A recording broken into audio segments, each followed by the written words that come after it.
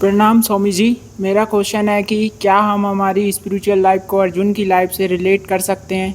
जिस तरह अर्जुन के सामने उसके अपने परिवार वाले गुरुजन थे, उसी तरह हमारी लाइफ में भी कहीं ना कहीं अपनों के प्रति संवेदनाएं होती हैं, जो कि हमारी आध्यात्मिक यात्रा में एक बैरियर का काम करती हैं। तो क्या हमें भी अब अर्जुन की तरह सब रिश्ते नाते भूलकर अपनी आध्यात्मिक लाइफ को आगे बढ़ाना चाहिए, या फिर अपने दायित्वों को निभाते हुए और संयुक्त परिवार में रहकर ही अपनी स्पिरिचुअल लाइफ को आगे बढ़ाना चाहिए?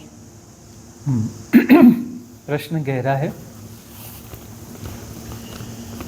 साधना में सबसे ज़्यादा बाधक जो है हमारे नियर एंड डियर्स होते हैं। वो नहीं चाहते कि हम साधना में गहरे जाएं। उन्हें भय होता है कि हम साधना में गहरे जाएंगे तो शायद हम जो है अपने दायित्वों का निर्वहन नहीं कर पाएंगे, हम परिवार के लिए सपोर्टिंग नहीं रह जाएंगे। और परिवार के सदस्यों से अपेक्षा की जाती है कि वो सपोर्टिंग रहें, घर के मैनेजमेंट में, अर्थव्यवस्था में सब प्रकार से सहयोगी रहें। तो कुछ परिवार ऐसे हैं कि जो पूरे के पूरे परिवार जो है साधना में हैं, तो वो एक दूसरे को समझ पाते हैं, वहाँ प्रॉब्लम नहीं है। लेकिन कुछ परिवार ऐसे हैं कि पूरा परिवार जो पूरी यूनिट यदि साधना में नहीं है, तो जो साधना में नहीं है वह कुछ ना कुछ बाधा पैदा करता ही है। आपका वह मित्र जो साधना में नहीं है और साधना में नहीं जाना चाहता, वो आपको सलाह देगा कि बेकार की चीज़ें छोड़ दो। जो रिश्तेदार आपका साधना में नहीं है, वो आपको बोलेगा कि किस फालतू की चीज़ में पड़े हो, है ना। जो परिवार का सदस्य साधना में नहीं है, वो अपने लेवल की बात कर रहा है, उसे साधना में नहीं जाना है, तो वह आपको भी इंस्पायर करेगा कि साधना में न जाओ साधना में। क्यों? क्योंकि हम साधना में नहीं जा रहे हैं मतलब, और तुम जा रहे हो मतलब, बात तो गड़बड़ है।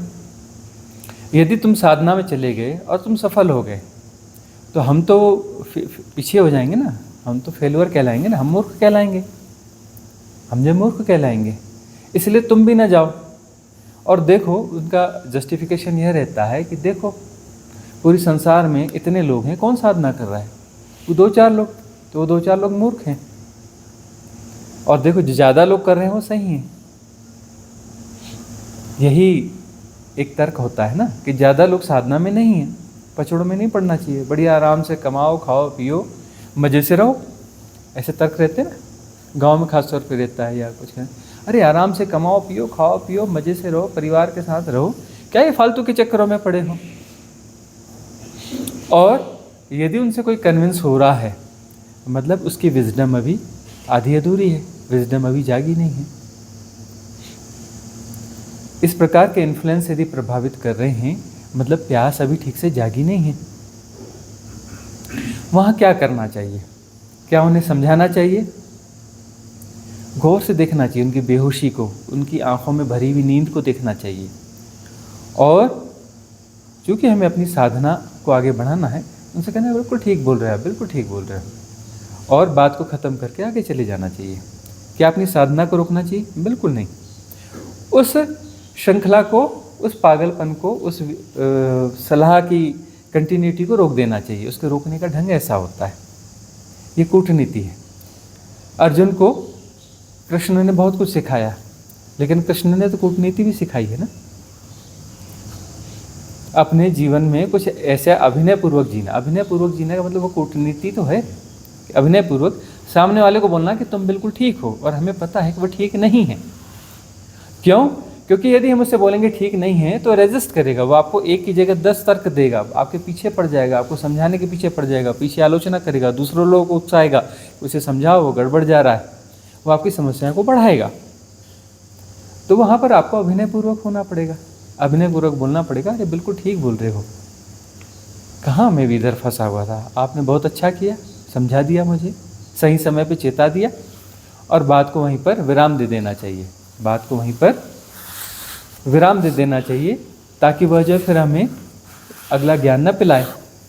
और अपनी साधना को ऐसे करना चाहिए कि वह साधना जो है गोपनीय रहे। साधना छुप के की जाती है, सुनी होगी ना बात। साधना ऐसी होनी चाहिए कि लोगों को पता न चले कि हम साधना करते हैं। अपनी साधना का स्थान एकांत होना चाहिए। कुछ इस प्रकार से साधना होनी चाहिए कि बाकी लोगों को पता न चले। अन्य लोगों को यदि पता चलता जाएगा तो विरोधी होते जाएंगे। अब यदि कुछ ना कुछ पता चल जाता है तो कुछ ना कुछ ही पता चले, सारा क्यों पता चले? और हम क्यों जस्टिफाइड करें कि ऐसा है जी, वैसा है जी, फलाना है जी, ढिकाना है जी, हम इनसे जुड़े हैं और ये है और वो है, क्यों कहा जाए?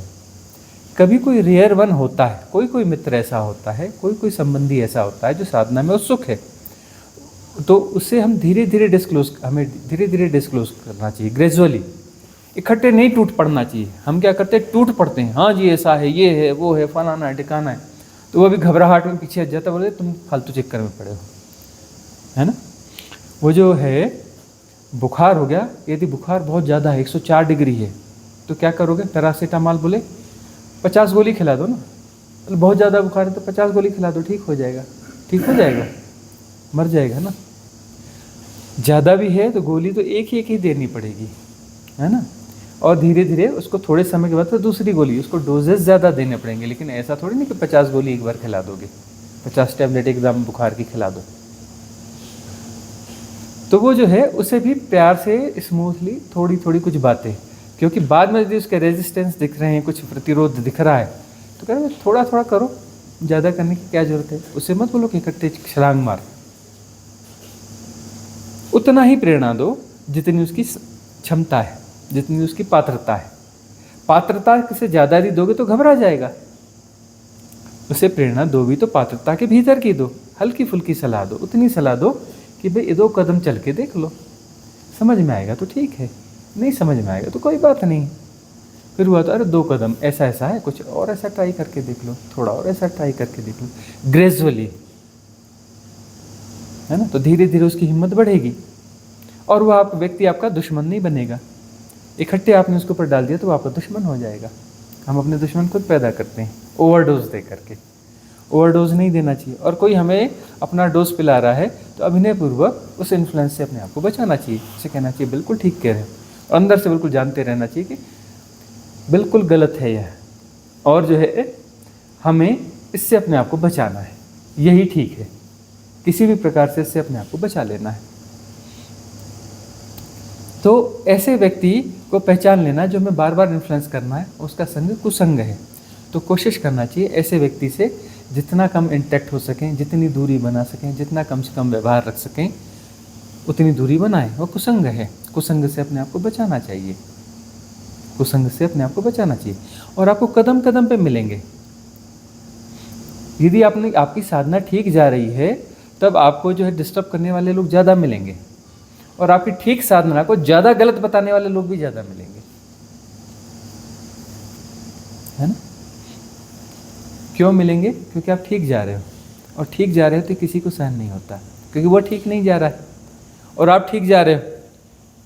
मतलब मामला गड़बड़ है ना, कि मैं नहीं कर सकता और ये कर रहा है। इसे भी ले आओ अपने तल पे, खींच के ले आओ नीचे, इसकी भी साधना खत्म करो। तो इस प्रकार का इन्फ्लुएंस होता रहता है। हर कोई अपनी कम्युनिटी बढ़ाना चाहता है ना, अच्छा भी बुरा भी, है ना। तो मूर्ख भी अपनी कम्युनिटी बढ़ाना चाहता है, गैर साधक भी अपनी कम्युनिटी बढ़ाना चाहता है।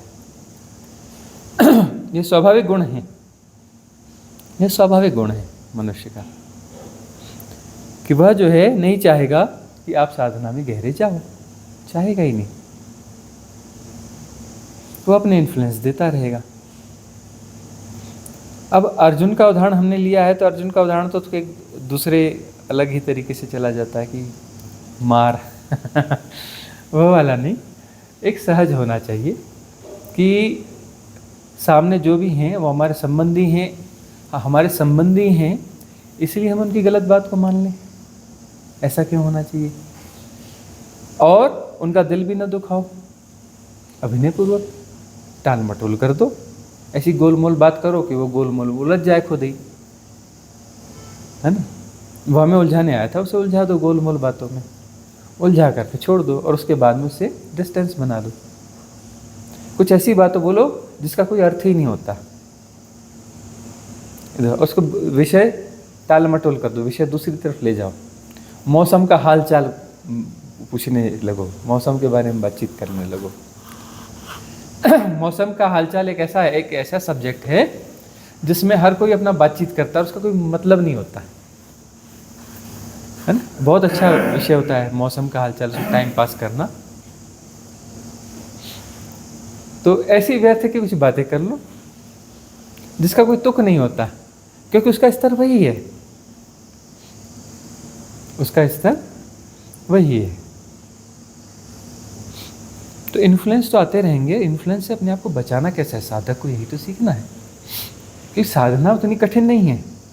साधना में बैरियर्स जो आते हैं, उन बैरियर्स के कारण हमारी जर्नी जो है ब्रेक होती चलती है, हम अपने आप को डिजॉल्व नहीं कर पाते, हम अपने साहस को खो देते हैं इन्फ्लुएंसेस के कारण। और इस यात्रा साहस की यात्रा है और कुछ भी नहीं है। यात्रा ऐसी नहीं है कि यहाँ से चलना है, इतने किलोमीटर चलेंगे तो यह मिलेगा। यह यात्रा साहस के विकास की यात्रा है। जैसे जैसे हमारा साहस बढ़ता है, सेपरेशन डिजॉल्व होता है। सेपरेशन को डिजॉल्व करने के लिए साहस चाहिए, और सारे इन्फ्लुएंसेस जो है साहस को कमज़ोर करने के लिए, आपको डराने के लिए, फियर के लिए। तो जहाँ भी कोई डरा रहा है, सावधान, कुसंग है, फियर पैदा कर रहा है मतलब कुसंग है, वह मित्रता के योग्य नहीं है, उसकी फ्रेंडशिप नहीं होनी चाहिए, उससे डिस्टेंस क्रिएट करो। वो डराता है। क्या वो व्यक्ति बुरा है? नहीं, वो बुरा और अच्छा नहीं है, बस हमें अपना डिस्टेंस क्रिएट करना है। वो अच्छा है बुरा है का सवाल नहीं है, बस अपने आप को बचाना है, उस इन्फ्लुएंस से बचाना है, क्योंकि इन्फ्लुएंस उसके माध्यम से आ रहा है, वह डरा रहा है। ऐसा हो जाएगा, अरे कुंडलिनी जागेगी तो तुम पागल हो जाओगे। पागल हो जाते हैं लोग, मालूम है, और उसे सब मालूम है कि कौन कौन पागल हुआ, कैसे पागल हुआ, साधना क्या है, कुंडलिनी क्या है, आत्मज्ञान क्या है, समाधि क्या है, उसे सब पता है। इतना पता है कि न कृष्ण को पता है न शिव को पता है, उससे ज़्यादा उसे पता है ना। और वो बताता है कि कुंडलिनी जागरण से पागल हो जाते हैं, ये करने से ऐसा हो जाते हैं। वो दुनिया का सबसे महाज्ञानी व्यक्ति है ना। साधना एक पागलपन है? अरे खाओ पियो मजे से रहो, क्या पागलपन में पड़े हो, उसे सब पता है, वो महाज्ञानी है। ऐसे महाज्ञानियों से दूर अपने आप को बचाना पड़ेगा। और महाज्ञानियों से पूरा संसार भरा हुआ है, पूरा संसार भरा हुआ है, और वो अपना ज्ञान आपको पिलाना चाहते हैं। कदम कदम पर ऐसे लोग मिलेंगे जो अपना ज्ञान आपको पिलाना चाहते हैं, और उन्हें सब पता है ना। और बुद्ध के पास जाओगे, यह क्या है, बोले शायद ऐसा है ना। वो कोई दावा नहीं करते कि मुझे सब पता है, वो कहते हैं कि ठीक है, प्रश्न ऐसा है, इसका ऐसा ऐसा हो सकता है, बाकी आगे खोज लेना, समझ लेना, शायद ऐसा न भी हो। वो हेजिटेट करेंगे, बुद्ध कृष्ण थोड़ा हेजिटेट करेंगे। और वो जो महाज्ञानी है ना, भाई बिल्कुल हेजिटेट नहीं कर रहा है, उसे सब पता है, एकदम परफेक्ट पता है कि कुंडलिनी जागने से लोग पागल हो जाते हैं, और इस समाधि और ज्ञान से पागलपन है, उसे सब पता है, एवरीथिंग पता है उसे पता है फिलॉसफी। बोले खाओ पियो मौज करो, क्या फालतू की चीज़ों में पड़े हैं। बाल बच्चे पालो मस्त, जैसे साधना करने वाला बाल बच्चे नहीं पालता है। जैसे साधना करने वाला जो है, उसे उसकी बुद्धि खत्म हो जाती है कि जीवन में व्यवहार कैसे करना, उसे पता नहीं चलता। अरे साधना से तो विजडम ग्रो होगी, उसे पता चलेगा कि कैसे अपने परिवार और दायित्वों को बड़े प्यार से निभाना है, और वह देखेगा कि जीवन में कैसे संतुलन लाना है।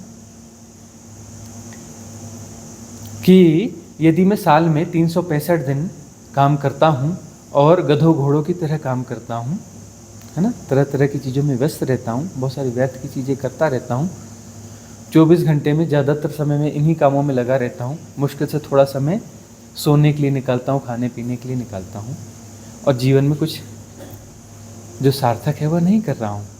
कि प्रकृति के सानिध्य में रहना चाहिए, अपने साथ रहना चाहिए, इन्फ्लुएंस से रहित होकर रहना चाहिए, और वास्तविकता क्या है, सत्य क्या है, इसको जानने के लिए प्रयास करना चाहिए कि मैं कौन हूँ, मैं यहाँ क्यों हूँ, मैं क्या कर रहा हूँ, क्यों कर रहा हूँ। तो ये सब क्लियर होगा, तब उसे लगेगा कि मैं ज़रूरत से ज़्यादा कर रहा हूँ, मैं ज़्यादा धन कमा रहा हूँ और उसमें अपने आप को ज़्यादा लगा रहा हूँ। तो ज़्यादा धन कमाना मतलब ज़्यादा रोटी की व्यवस्था कर रहा हूँ। गिलहरी होती है ना, ठंड आती है तो वो गिलहरी क्या करती है, अखरोट और बाकी चीज़ें इकट्ठा करती है, तरह की चीज़ें इकट्ठी करेगी ना, क्योंकि ठंड आ रही है, ठंड में बर्फ़ में निकल नहीं पाएगी, है ना, तो 4 महीने का फूड इकट्ठा कर रही है, समझदार है ना। समझदार है।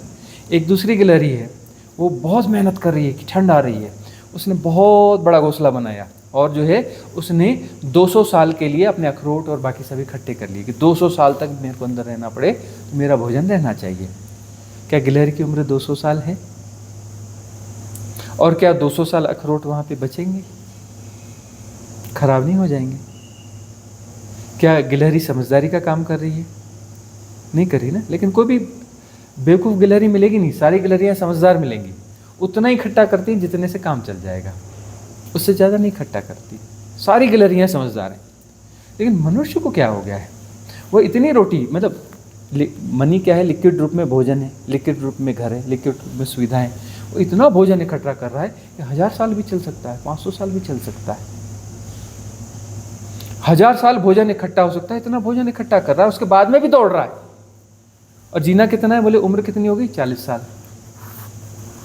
उम्र कितनी हो गई? 40 साल उम्र हो गई। और कितना इंतजाम है? 400 साल का और इंतजाम है। 400 साल वो शरीर में रहेगा? नहीं रहेगा ना। और उसके बाद में भी दौड़ रहा है कि और इस पागलपन को समझना पड़ेगा। परिग्रह कितना होना चाहिए? और उस परिग्रह के चक्कर में खो क्या रहा है? सुबह से उठ के मशीन की तरह लगता है, शाम तक मशीन की तरह लगा रहता है ना, थक के सो जाता है, सुबह उठ के फिर वही काम करता है उसी गुणा भाग में। तो जीवन का अर्थ क्या है? जीवन को पहचानेगा कैसा कि जीवन क्या है, मैं कौन हूं, कहां से आया, क्या है, करने क्या आया था, कर क्या रहा हूं? यह देखना चाहिए ना, मैं जो कर रहा हूं क्या मैं यही करने के लिए आया हूं? और मैं हूं कौन? करना क्या चाहिए, क्या उचित है, क्या अनुचित है? कुछ दिया है यहाँ पर, उसका सेंस का उपयोग करूं कि बैलेंस कहाँ पर, उस बैलेंस को कहाँ से ढूंढूं? क्योंकि सहजता जो है बैलेंस में है। सहजता किस में है? बैलेंस में है। आनंद किस में है? बैलेंस में। तो उस बैलेंस को ढूंढना है ना। वह जो है, जो हमें इन्फ्लुएंस कर रहा है, वो गधों की तरह काम करता है और वो कह रहा है कि तुम भी गधों की तरह काम करो, हमारे गधों की जमात में शामिल हो जाओ। बैलेंस उसके जीवन में भी नहीं है। और वह हमें बता रहा है कि तुम ऐसे करोगे तो तुम परिवार के दायित्व वगैरह सब नहीं निभा पाओगे, ऐसा हो जाएगा, वैसा हो जाएगा, तुम बैलेंस खो दोगे। और बैलेंस को खुद खोया हुआ है। वह ज्ञानी पुरुष बैलेंस खोया हुआ है, गधों की तरह जी रहा है और कह रहा है कि मेरा बैलेंस ठीक है, तुम अपना बैलेंस ठीक करो, तुम अपना बैलेंस खो रहे हो। तो किसी गधे को अपना टीचर बनाना चाहिए क्या? किसी गधे को टीचर बनाना चाहिए? इतना तो कॉमन सेंस होना चाहिए ना कि गधे को टीचर बनाए। जो गधा सुबह से उठ के शाम तक काम करता है, फिजूल के काम करता है, उसकी ज़िंदगी झाँको ना, उसकी ज़िंदगी में झाँक के देखो कि जो हमें ज्ञान पिला रहा है उसके जीवन में कोई फूल खिला है क्या? उससे हम कोई चीज़ इन्फ्लुएंस हो रहे हैं, उससे हम ज्ञान ले रहे हैं, तो यार उसका पात्र है या नहीं है? उसे हम गुरु बना रहे हैं। यदि उससे इन्फ्लुएंस हो रहे हो तो हम उसे गुरु बना रहे हैं। गुरु बनाने योग्य है क्या? वो सद्गुरु है? हाँ, जो रिश्तेदार है, संबंधी है, वो अपना ज्ञान पिला रहा है, उसके ज्ञान को तुम ले रहे हो, क्या वो इसके योग्य है? वो सद्गुरु है क्या? उसके जीवन में फूल खिले हैं, उसके जीवन से सुगंध उड़ती है, तुम उससे प्रभावित क्यों हो रहे हैं? उसका ज्ञान ले क्यों रहे हैं? इतना ही ख्याल आ जाए तो कचरा बटोरना बंद हो जाएगा। गार्बेज बहुत लोग दे रहे हैं, तो गार्बेज देने वाले के जीवन में झांक के देखो कि क्या उसके जीवन में जो है फ्लावरिंग है, क्या सचमुच में खुशबू उड़ रही है? जो दे रहा है वो अमृत तत्व दे रहा है क्या? जो दे रहा है ज्ञान वो अमृत तत्व है क्या? जब वो अमृत तत्व नहीं है तो ले क्यों रहे हो? जब उसके जीवन में खुद फ्लावरिंग नहीं है तो उसे ज्ञान ले क्यों रहे हो? लोगे तो उससे ना जो जिसके जीवन में खुद फ्लावरिंग हो, उसी से तो लोगे ना, जिसके जीवन में सहजता हो। अब उलझा हुआ है, यह पाप है जी, यह पुण्य है, नैतिकता है, अनैतिकता है, ऐसा होना चाहिए, वैसा होना चाहिए, सहज स्वाभाविक जीवन के विरोध में उठ के मशीनों की तरह जुत रहा है। हाँ? और 365 दिन न वो कभी किसी पेड़ के नीचे जाके बैठता है, न चांद तारों को देखता है, न सूरज की धूप सेकता है, सुबह की गुलाबी धूप, हाँ? न साधना में कभी बैठता है, न कभी भोजन का आनंद ले पाता है, न कभी हंसता बोलता है, न कभी नृत्य करता है। उसके जीवन में नृत्य नहीं, कभी न कभी गीत गाता है। उसके जीवन में कहीं कोई फ्लावरिंग है नहीं, उसके जीवन में फ्लावरिंग नहीं है और हम उसे गुरु बना रहे हैं। उसके जीवन में नृत्य नहीं है, उसके जीवन में संगीत नहीं है, उसके जीवन में प्रकृति का सानिध्य नहीं है, प्रकृति का आनंद नहीं है, वो भोजन को आनंद पूर्वक ग्रहण नहीं करता है। वो हंसता बोलता नहीं है प्रॉपरली, जैसे हंसना बोलना चाहिए सहज। तो ऐसे व्यक्ति को गुरु क्यों बनाना है ना?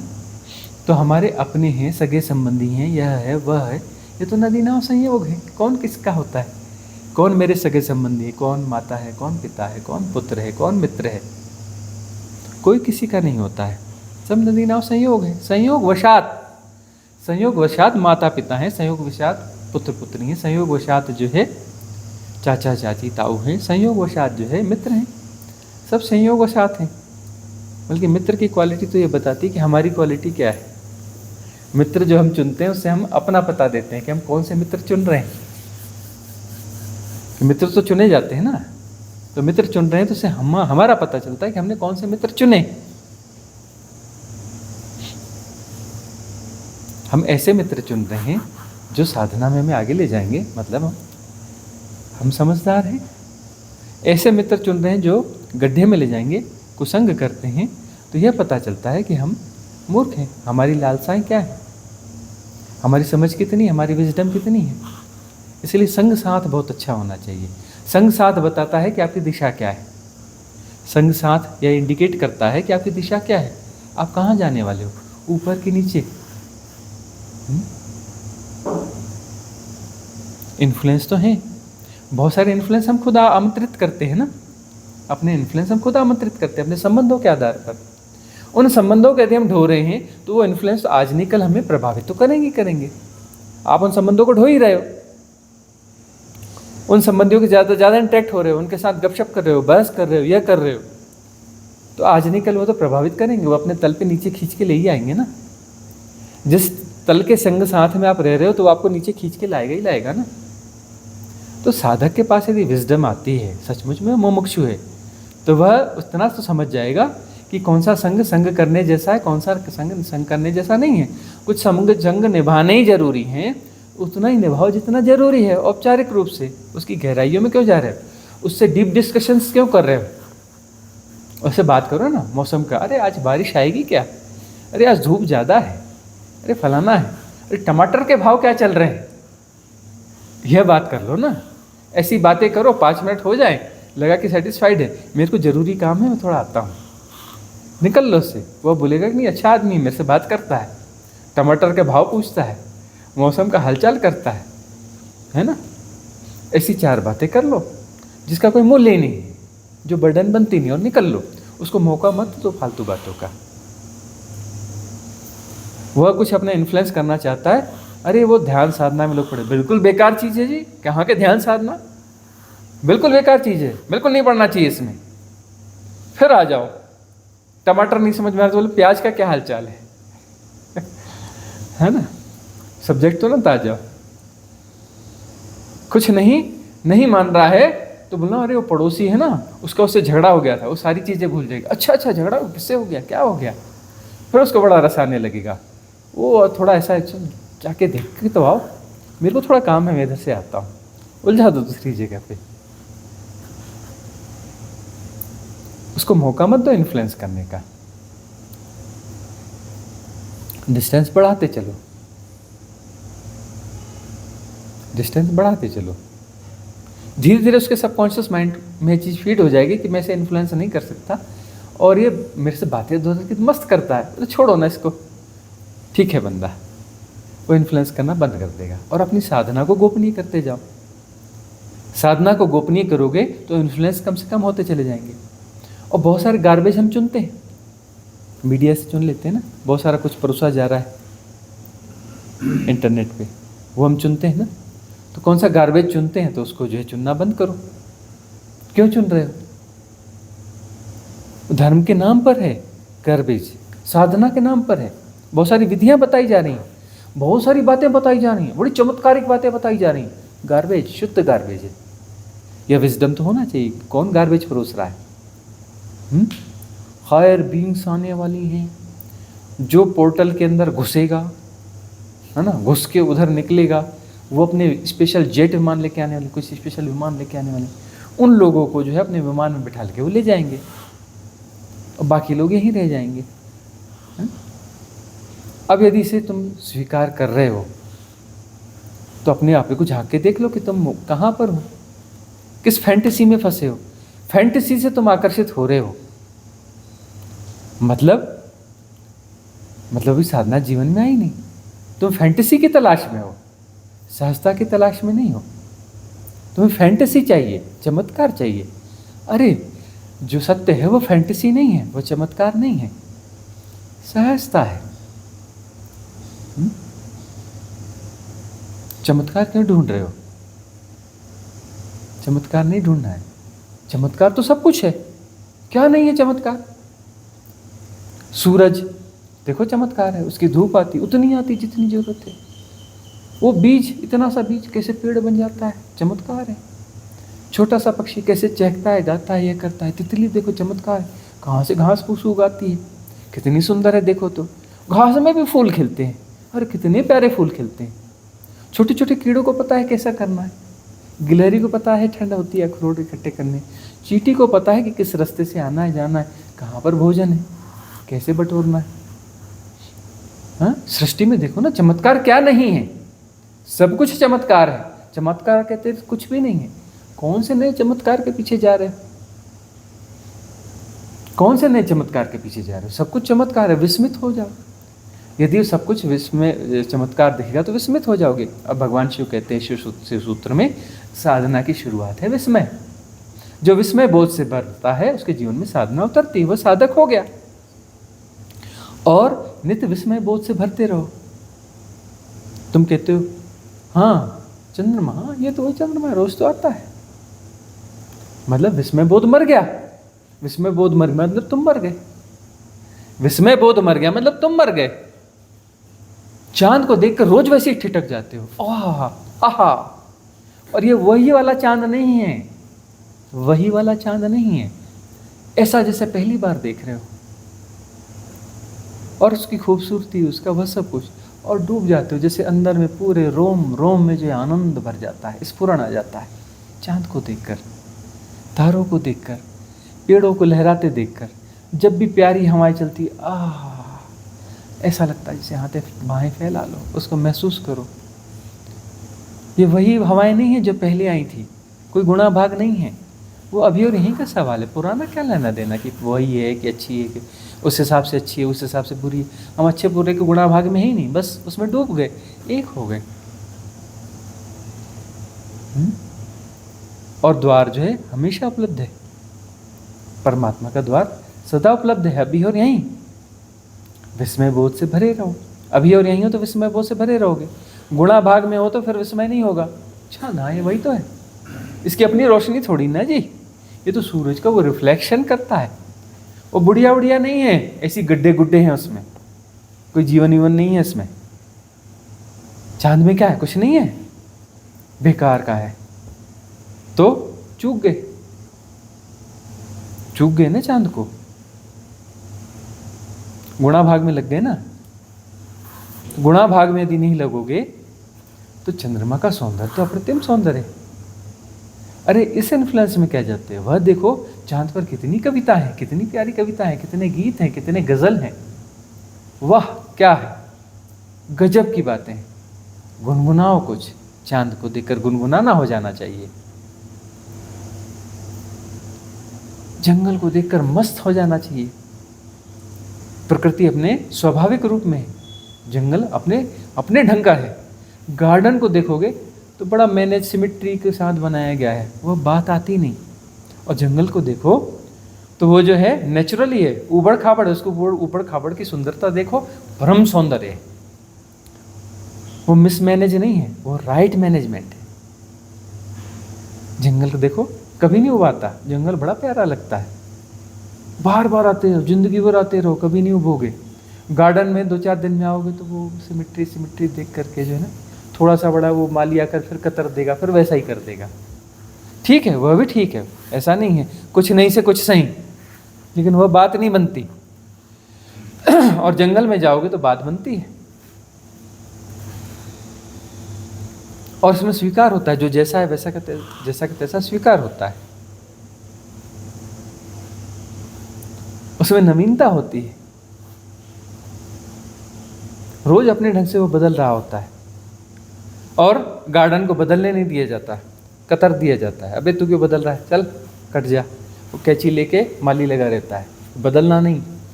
और जंगल रोज बदल रहा है, उसके बदलाहट हमें स्वीकार है।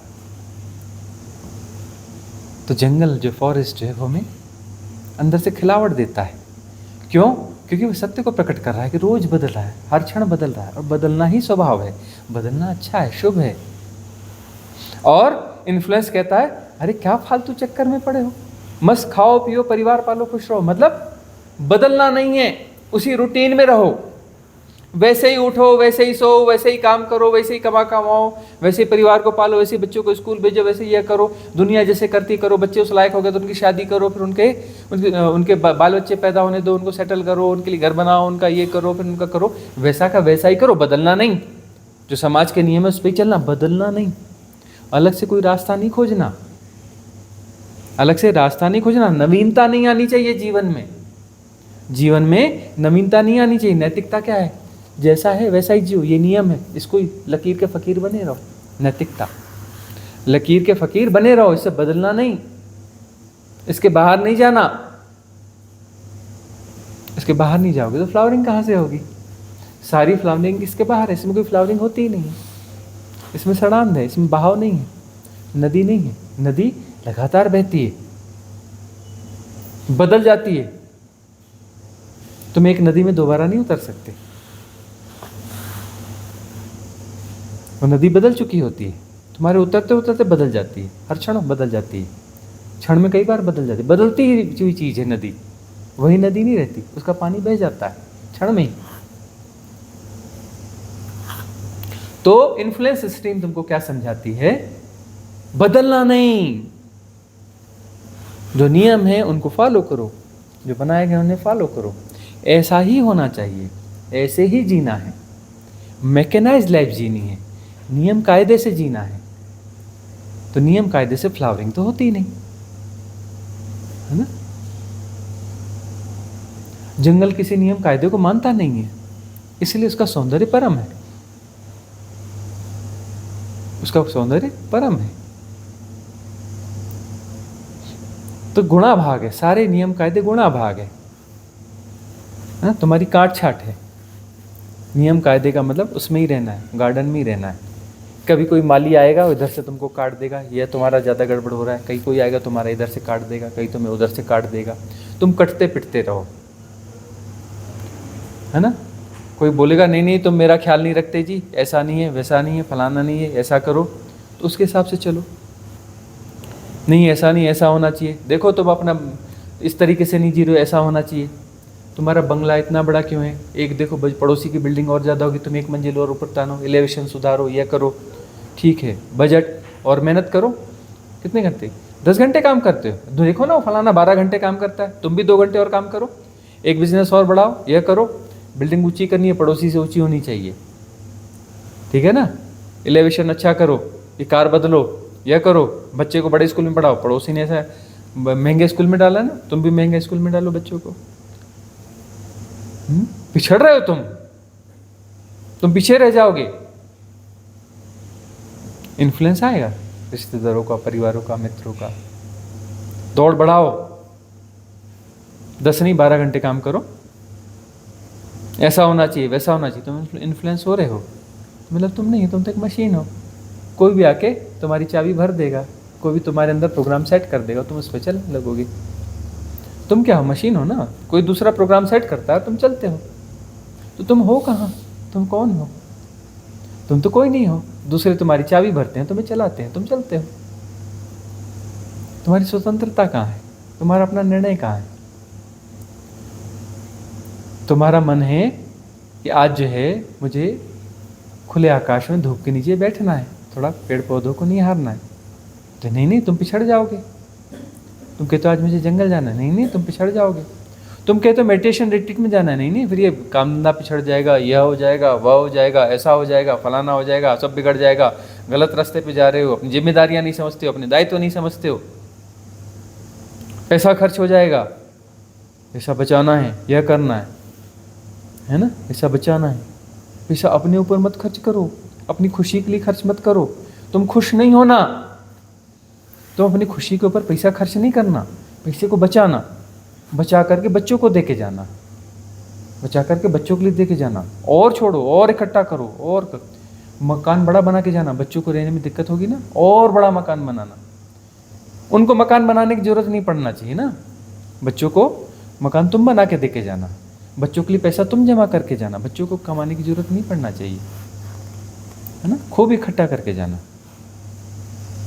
अपने नातियों के लिए भी कमा के जाना। है तुम अपने लिए जी रहे हो तो फिर नातियों के लिए कहाँ से इकट्ठा होगा? और नातियों के लिए भी अगर प्रॉपर्टी की जरूरत पड़ेगी, 2-4 उधर के प्लाट लेकर रखो ना, नाती लोग भटकेंगे नहीं बाद में। जैसे उनका अपना जीवन नहीं है, वो नहीं कमाएंगे, वो अपने लिए नहीं कमाएंगे, उनका अपना संघर्ष नहीं हुआ, तुम करके जाओ।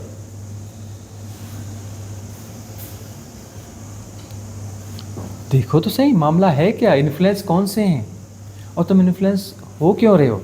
कोई डायरेक्ट नहीं बोलता ऐसा कि तुम ऐसा करो, इनडायरेक्टली धीरे धीरे धीरे कहते हैं, अरे थोड़ा ऐसा कर लो, वैसा कर लो। उसका मतलब क्या है भाई? तुम्हारे पास सब कुछ ठीक चल रहा है और तुम्हें बस वो बड़े प्यार से ही कह रहा है, अरे ऐसा कर लो, अरे वैसा कर लो। उसका मतलब क्या है, उसका गूढ़ार्थ क्या है?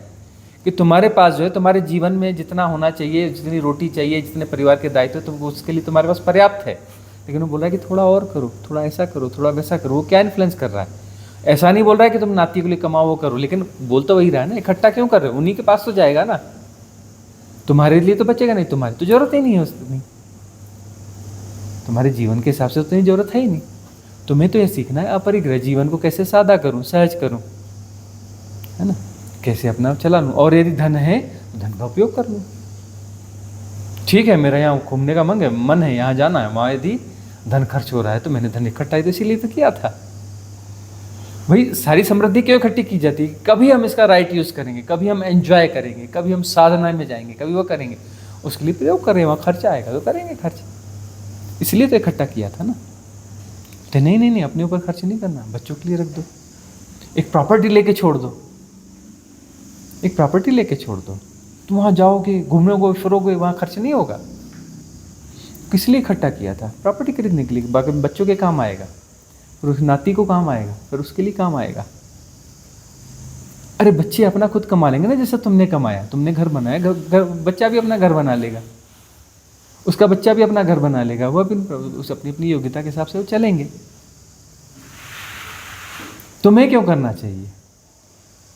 अपने बच्चों के लिए, अपने नाती के लिए। इन्फ्लुएंस सिस्टम यही कर रही, डायरेक्ट नहीं कह रही, इनडायरेक्ट वही कह रही है ना। और करो का मतलब उनके लिए छोड़ के जाओ, आगों के लिए, आगे वालों के लिए। और समझदारी क्या कहती है? पूत सपूत तो का धन संचय, पूत कपूत तो का धन संचय। यदि हमारी संतान सपूत है तो उसके लिए संचय करने की जरूरत नहीं होती, योग्य है, खुद ही कमा लेंगे। और पूत यदि कपूत है तो उसके लिए तुम कितनी भी संपत्ति इकट्ठी करोगे, क्या मतलब है? तुमने जो है 50 साल में कमाई, वो 5 महीने में उड़ा देगा। जुआ में एक दांव में एक घर, एक मतलब 2 घंटे में पूरा घर हार जाएगा। हाँ, वो दारू पिएगा महंगी महंगी वाली, और तुम्हारा जो बैंक बैलेंस है ऐसे उसमें उस नली से बहेगा, जैसे नाली में वो किसी छेद हो गया ना, किसी टंकी में, वो दारू पीना चालू करेगा, जिसमें नली वो छेद हो गया, पूरी टंकी खाली हो जाएगी। ऐश करेगा, कुछ करेगा, गंवा देगा कपूत है तो। उसके लिए क्या संचय? उसे तो संघर्ष दो, उसे संघर्ष दो, संघर्ष में उसकी योग्यता बढ़ेगी। उसे ज़्यादा सहूलियतें ना दो, उतनी दो जितनी जरूरी है, और इतना तुम्हारा दायित्व है। संघर्ष देना भी तुम्हारा दायित्व है, बच्चों को शिक्षा देना भी तुम्हारा दायित्व है, बच्चों को संघर्ष देना भी तुम्हारा दायित्व है। बड़े लाड़ प्यार से बच्चों को नहीं पालना, बहुत प्यार से उनकी हर चीज़ पूरी किए जा रहे हैं, यह भी संभाल, वह भी संभाल, ऐसा नहीं होता। बच्चों को संघर्ष दिया जाता है, उस संघर्ष में उनकी क्वालिटी डेवलप होती है, उनकी विजडम बढ़ती है। नहीं तो गोबर गणेश हो जाएंगे। उन गोबर गणेशों को कोई भी इन्फ्लुएंस कर लेगा, कोई भी ऐसा व्यक्ति उसका ऐसा कोई मित्र बना लेगा उसको, जिसको अपनी वासनाएं पूरी करनी। एक व्यक्ति है, बहुत सारे लोग ऐसे ऐश करते हैं, वो ऐसे देखते हैं कि किसको जो है बाप दादों की ऐसी फोकट में संपत्ति मिल गई, उससे जाके दोस्ती कर लेते हैं। हाँ, उससे दोस्ती कर लेते हैं और उसको बोलते हैं चल ना यार घूम के आते हैं, अरे यहाँ बड़ी अच्छी वाली मिलती है, फलाना ब्रांड, चलो पैग मार के आते हैं। वो उसे आदत दिलाएगा, फिर वो बोलेगा ये बहुत अच्छा दोस्त है मेरा, और कहाँ क्या मिलता है, बोले यहाँ वो मिलता है, चलो ना। उसका काम बन रहा है, उसको ऐसा रईस ज़्यादा चाहिए था, ऐसा जिसको जो है माँ बाप की संपत्ति हाथ में, उनको वह बिगाड़ेगा, उनको बिगाड़ेगा।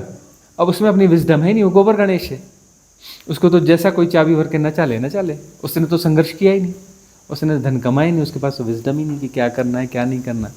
उस गोबर गणेश को जैसा आकार दे दो, गोबर ही तो है, उस गोबर को जैसा आकार दे दो, उसको ऐसा नहीं वैसा आकार देना तो वैसा आकार दे दो। अब वह जो उसे मिसयूज करेंगे और धीरे धीरे वो अपनी पटरी से पूरा उतर जाएगा और जो कुछ भी है वो साफ हो जाएगा। तो तुम कर क्या रहे हो, इन्फ्लुएंस हो रहे हो और कर क्या रहे हो, तुम्हें करना क्या चाहिए और तुम कर क्या रहे हो। क्या तुम्हें जीवन की समझ पे, तुम बोलते हो कि जीवन ऐसा, अरे जीवन को जिया तुमने, जीवन में कोई रंग नहीं होता, रंग तुम भरते हो और तुम रंग उल्टे सीधे भर रहे हो। अरे रंग भरो ना, जीवन तो कोरा कैनवास है, रंग तुम्हें भरना है, ये फ्री विल कहते हैं इसे, तुम्हारी फ्री विल है ना। ये कैसी पेंटिंग बनाना चाहते हो, कौन सा रंग भरना चाहते हो, तुम्हारी फ्री विल है। तुम उल्टे सीधे इन्फ्लुएंस में फंस रहे हो तो तुम्हारी फ्री विल है। तुम गार्बेज है ना, कूड़ों के ढेर उभार रहे हो अपनी कैनवास में, कूड़ों का ढेर इकट्ठा कर रहे हो, तुम्हारी फ्री विल है। तुम चाहो तो जीवन में रंग भरो, तुम जाओ प्रकृति के बीच सानिध्य में रहो कि धन कमाना था कमा लिया, अब उसे भोगेंगे, जहाँ जरूरत है उतना कमाएंगे भी, लेकिन जीवन में बैलेंस करेंगे, व्यवहारिक सत्य और पारमार्थिक सत्य में बैलेंस पैदा करेंगे। बैलेंस की जरूरत है, उस बैलेंस को खुद पैदा करना है कि जहाँ जितना जरूरी है सांसारिक उतना करना भी पड़ेगा। रिश्तेदारी बिल्कुल नहीं निभाना है, यह भी इम्बैलेंस है, क्यों नहीं निभाना है जी, थोड़ी तो निभानी पड़ेगी। दोस्ती यारी बिल्कुल नहीं निभाना है, अरे भाई कुछ अच्छे दोस्त हैं उनको तो थोड़ा निभाना ही पड़ेगा, लेकिन जहाँ वो गड़बड़ दिखेगा तो उसको छोड़ देंगे, जहाँ ठीक है उतना निभा लेंगे। धन बिल्कुल नहीं कमाना है, क्यों नहीं कमाना है, धन तो कमाना पड़ेगा यदि आपके पास पर्याप्त नहीं है तो, और जो धन रखा है उसका मैनेजमेंट तो करना ही पड़ेगा, क्योंकि मैनेजमेंट करना समझदारी है। जो फंड है आपके पास उसको मैनेज तो करना पड़ेगा, संसार के नियमों के हिसाब से करना पड़ेगा। संसार में ऐसा चल रहा है, बोले वो मुद्रास्फीति बढ़ रही है, यह हो रहा है वह हो रहा है फलाना हो रहा है, तो उसको इन्वेस्टमेंट करना ही पड़ेगा, कुछ थोड़ा बहुत तो करना ही पड़ेगा। कुछ कार्य व्यापार जरूरी है तो उतना करना ही पड़ेगा, कुछ नौकरी जरूरी है तो उतनी करनी पड़ेगी, है ना। लेकिन बैलेंस के साथ में साधना भी कर रहेगी, अपने लिए छुट्टी भी रहेगी। हाँ, ज्ञान मार्ग में आने के बाद जैसे हम त्यौहार आते हैं, जन्माष्टमी शिवरात्रि, ऐसे में एक ज्ञानी को उसमें अगर भगवान के मंदिर में जाना है, उनके आगे माथा टेकना, ये कोई वर्जित तो नहीं है ना, कर सकते हैं। अब ज्ञान मार्ग में यह चीज़ जरूरी है या नहीं है, मतलब ज्ञान मार्ग अभी स्पष्ट तो हो जाए। ये कन्फ्यूज़न पैदा क्यों हो रहा है कि हम ज्ञान मार्गी हैं तो वहाँ जाना सही है कि गलत है, मंदिर में जाना चाहिए कि नहीं जाना चाहिए, त्यौहार मनाना चाहिए कि नहीं मनाना चाहिए। हम कहते हैं रिचुअल है कोई, अब जन्माष्टमी है, जन्माष्टमी ऑलरेडी हॉलीडे डिक्लेयर है, हॉलीडे है तो हॉलीडे को एंजॉय करो ना भाई। हाँ, यदि मंदिर में जाना है, झुकना है, यदि झुकने की कला आती है तो झुकने में तो कोई बुराई नहीं है, झुकना तो सदा अच्छा है, झुकना तो अच्छा है, लेकिन होश से झुकना, बेहोशी में नहीं झुकना, कर्म कांड में नहीं आना, मतलब बेहोशी में नहीं झुकना, झुकना तो होश से झुकना, झुकना तो जानना कि यह जो है पत्थर नहीं है, परमात्मा ही है, परमात्मा के होने का ढंग है ऐसा, ये परमात्मा ही है, और हमारे अंदर यह विजडम है, यह विजडम पैदा हो रही है कि यह परमात्मा ही है, परमात्मा के होने का ढंग ऐसा है, तो झुको, उस तरीके से झुक रहे हो तो झुकना अच्छा है। और यदि कोई उत्सव हो रहा है, उत्सव में यदि आनंद आ रहा है तो उत्सव में शामिल होने में क्या बुराई, उत्सव तो सदा अच्छा है, सेलिब्रेशन तो सदा अच्छा है, शामिल हो जाओ, लेकिन होश पूर्वक, बेहोशी में नहीं। उत्सव का ढंग यदि विरूप है, जैसे होली का ढंग विरूप हो गया है, तो उसमें क्यों शामिल हो रहे हैं विरूप ढंग में। होली मनाओ ना, कैसे मनाओ, तैयारी करो, समय पे निकल जाओ, गाड़ी में तैयारी करो, खाना पीना ये वो मस्त, गाड़ी उठाओ निकल चलो। कहाँ, पहले ही सर्च कर लो कौन सी जगह अच्छी है, बोले इतने किलोमीटर दूर नदी बहती है, जंगल है, पहाड़ है, मस्त पहुंच जाओ वहाँ, सेलिब्रेट करो। होली में डांस करना चाहिए ना, ले जाओ बजाने वाला सिस्टम बढ़िया, वहाँ डांस करो होश पूर्वक। हाँ, और स्वामी अच्छा बनाओ खाओ वहाँ पर, सेलिब्रेशन करो। ये केमिकल पोतना क्यों जरूरी है ना? बढ़िया डांस करो, डांस करने के बाद बैठ जाओ शांत, मौन, निर्विकार, प्रतिक्रिया रहित।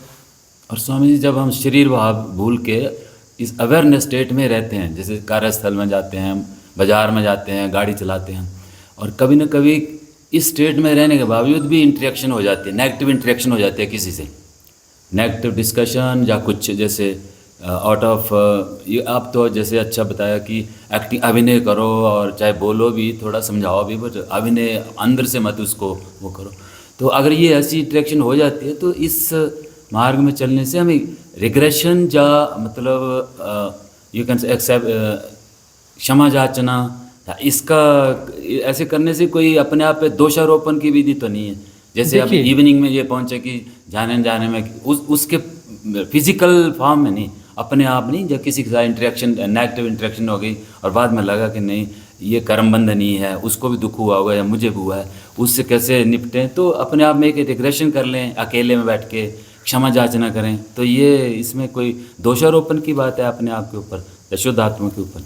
देखिए आपने दो शब्द कहे, एक कहा रिग्रेशन जी, और दूसरा शब्द कहा आपने क्षमा याचना। क्षमा याचना, मैं हिंदी दोनों में दुश्मन हैं। सिनोनिमस यूज किया। दोनों दुश्मन हैं एक दूसरे के, दोनों विरोधी शब्द हैं। एक है पश्चाताप और एक है क्षमा याचना। रिग्रेशन क्या है? पाप है। रिग्रेशन का अर्थ है कि हम अपने आप को बेहोश रखने के लिए तैयार हैं, हम चाहते हैं कि हम न जागें, हम बेहोश ही बने रहना चाहते हैं। रिग्रेशन करने का मतलब है हम फिर से तैयारी करें कि सेम गलती करेंगे। जो व्यक्ति रिग्रेशन करता है वह गलती दोबारा करता है। वो मन का एक मैकेनिज्म है कि वह मैकेनिज्म तैयार करता है कि मुझे ये गलती दोबारा करनी है। आप कुछ भी करो, सबकॉन्शियस माइंड का ये पैटर्न है कि वैसा ही होगा, जी, है ना? जी, अब जो है रिग्रेशन वह चीज़ है, और एक दूसरा है क्षमा याचना। क्षमा याचना का अर्थ है कि यदि मेरे कारण किसी को दुख हुआ, मैं क्षमा याचना मांग लूँ। क्षमा याचना मांगने में कोई बुराई नहीं है, क्षमा मांग लेनी चाहिए, क्षमा मांग लेनी चाहिए, क्षमा दे भी देनी चाहिए। कोई मांग रहा है तो दे भी देनी चाहिए और मांग भी लेनी चाहिए। क्षमा में कोई बुराई नहीं है, क्षमा तो होनी चाहिए। तो अब जो है क्षमा याचना तो हमने विधि दी है, ध्यान की विधि है, क्षमा याचना मंगल कामना, सबसे क्षमा याचना। अरे कब कहाँ कौन सी गलती है, पिछली गलतियों के लिए क्षमा याचना करो, पूरे अस्तित्व से कर लो, और अस्तित्व से प्रार्थना करो कि ये क्षमा को जहाँ तक पहुँचना चाहिए वहाँ तक पहुँचा दो।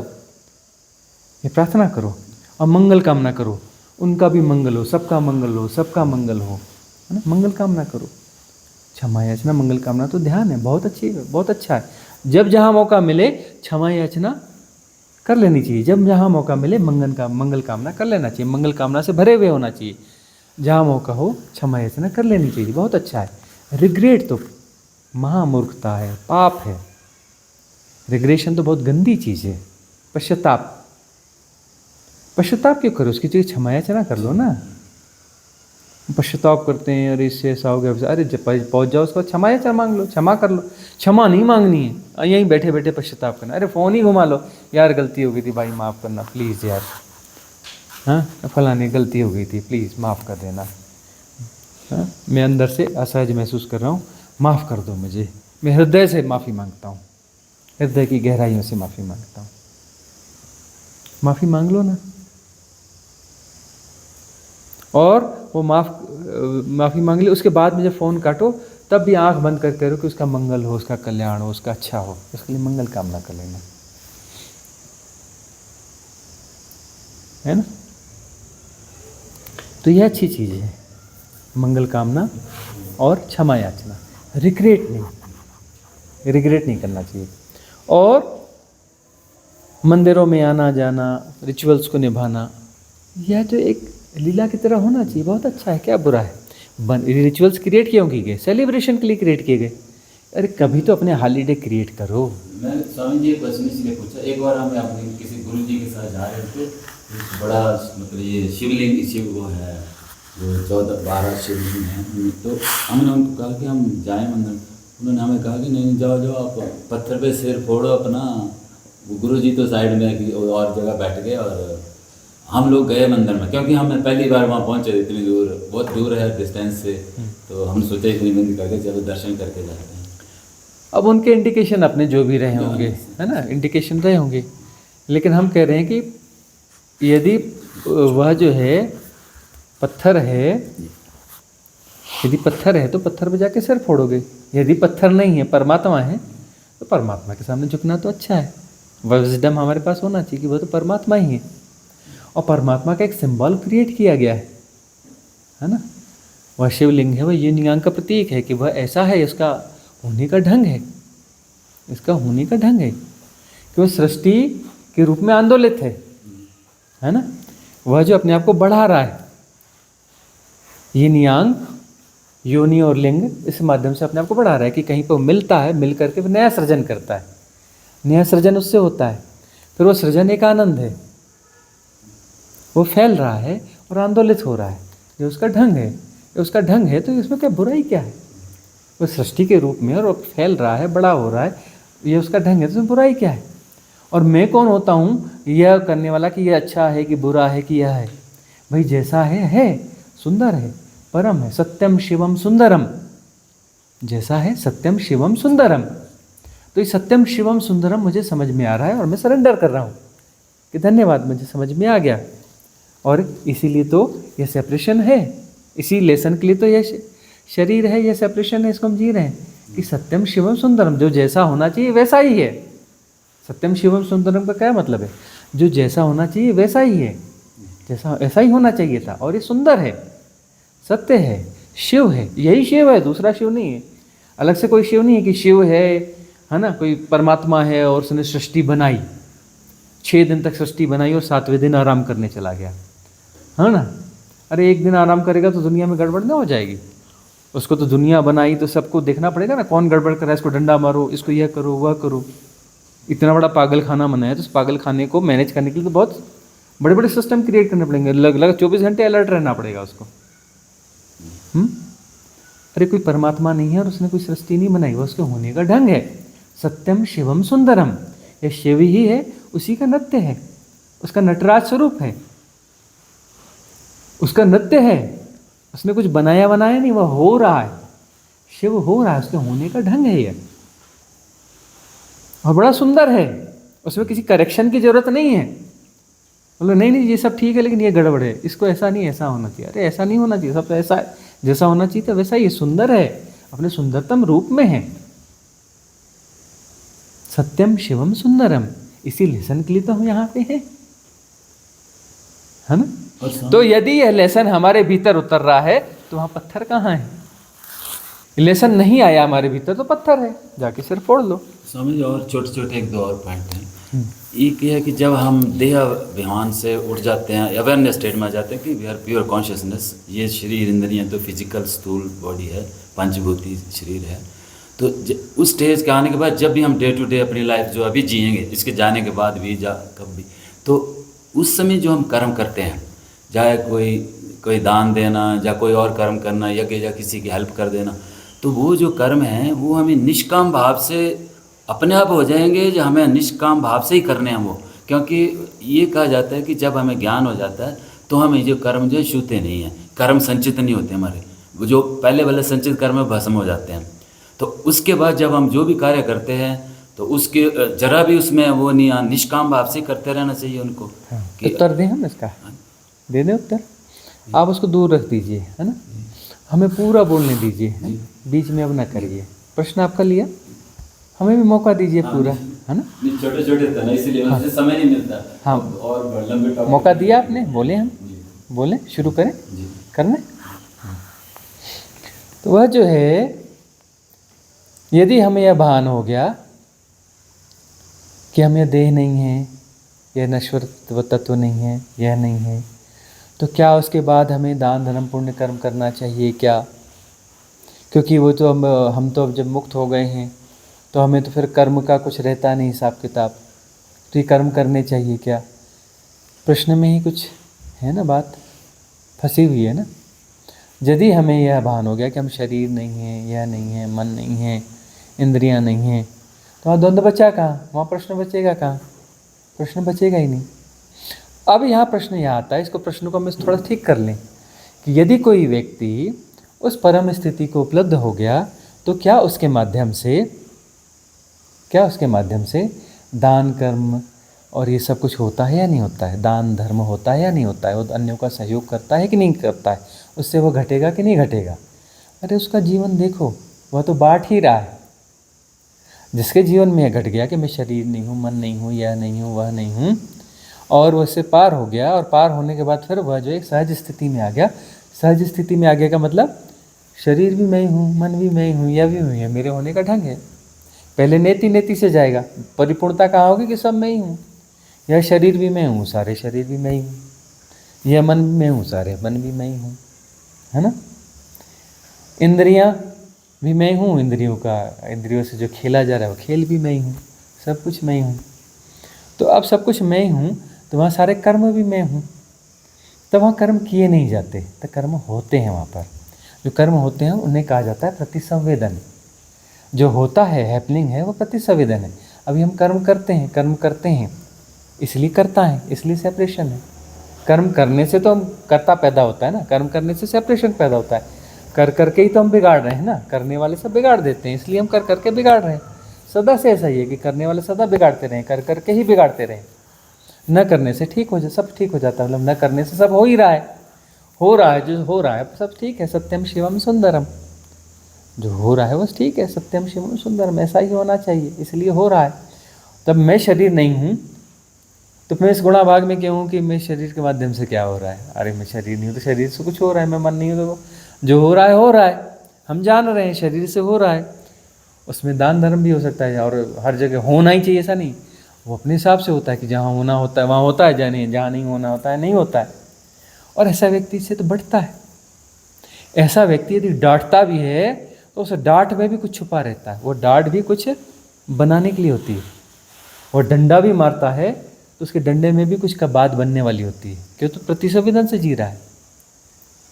वह किसी को सुधारना नहीं चाहता, उससे अपने आप हो जाता है, घट जाता है। उसकी डांट, उसकी गाली सब दे ही रही है, बिगाड़ नहीं रही है, बना रही है। उसका डंडा भी बना ही रहा है। वह कभी प्यार करेगा, उसका प्यार भी कुछ बना रहा है, कुछ फ्लावरिंग देता है। वह व्यक्ति जिसको भी प्यार करेगा, जरा भी प्यार करेगा तो वह खिल जाएगा, वह उसके प्यार से खिल जाएगा। वो जरा भी गाल को थपथपाएगा, वो जरा भी आपके कंधे पे हाथ रखेगा तो आपको बड़ा एक अलग ही स्फुरण महसूस होगा, क्योंकि वह प्रतिसंवेदन से आ रहा है, वह किसी नकलीपन से नहीं आ रहा है, वह उसकी सहजता है। वह अपने आप को बहा देता है तुम में, वह छू करके अपने आप को तुम्हारे भीतर बहा देता है। वो सौदेबाजी नहीं करता। जब होता है तब होता है, उससे नहीं होता है तो नहीं होता है, और लेकिन जब होता है तो एक अलग ही होता है। वह आपको देखता भी है तो आपको भीतर लगता है आहा कुछ बात बनी, उसके देखने में भी कुछ बात होती है, क्योंकि वो देख के भी अपने आप को तुम्हारे भीतर बहा देता है, अपने प्रेम को बहा देता है, वो विस्तार हो जाता है, तुमसे जुड़ जाता है। वहाँ घोड़ा भाग नहीं रहता कि यदि मैं शरीर हूँ या हूँ तो दान धर्म उचित है अनुचित है, ऐसा है वैसा है। यह समझ यदि ठीक से पैदा हो गई तो प्रतिसंवेदन में जियोगे। प्रतिसंवेदन में यदि जियोगे तो प्रतिसंवेदन से जो होता है ना सब परफेक्ट होता है। वहाँ कुछ किया नहीं जा रहा है, वो हो रहा है, कौन निमित्त मात्र है, सब वही है।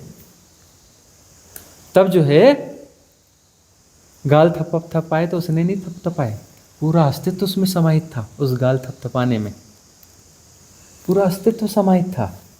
वो परम तत्व था, परम तत्व ही तुम्हारे पास आ गया।